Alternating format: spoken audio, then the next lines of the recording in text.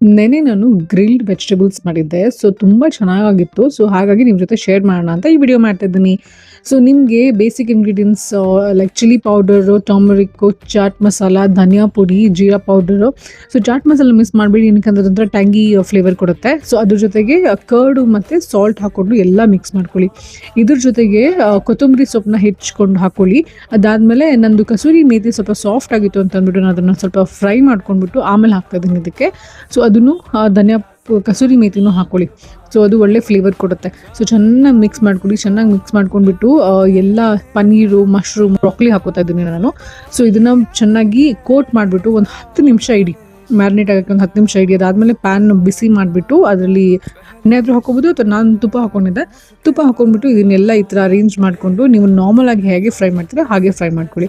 So ನಾನು ಬ್ರಾಕ್ಲಿನ ಡೈರೆಕ್ಟಾಗಿ ಹಾಕಲಿಲ್ಲ. ಬ್ರಾಕ್ಲಿನ ಸ್ವಲ್ಪ ನಾನು ಹಾಟ್ ವಾಟರಲ್ಲಿ ಬಾಯ್ಲ್ ಮಾಡಿಕೊಂಡು ಸಾಲ್ಟ್ ಜೊತೆಗೆ ಆಮೇಲೆ ಮಸಾಲೆ ಹಚ್ಕೊಂಡು ಫ್ರೈ ಮಾಡ್ಕೊಂಡಿದ್ದೆ. ಸೊ ಈ ಥರ ಮಾಡಿಕೊಂಡ್ರೆ ತುಂಬ ಚೆನ್ನಾಗಿರುತ್ತೆ. ನಿಮ್ಗೆ ಯಾವಾಗಾದರೂ ಒಂದೊಂದ್ಸತಿ ನಾರ್ಮಲ್ ಊಟ ಮಾಡೋಕ್ಕೆ ಮನ್ಸು ಬಂದಿಲ್ಲ ಅಂತಂದರೆ ಜಸ್ಟ್ ಈ ಥರ ಮಾಡ್ಕೊಂಡು ತಿನ್ನಿ, ತುಂಬ ಚೆನ್ನಾಗಿ ಅನಿಸುತ್ತೆ.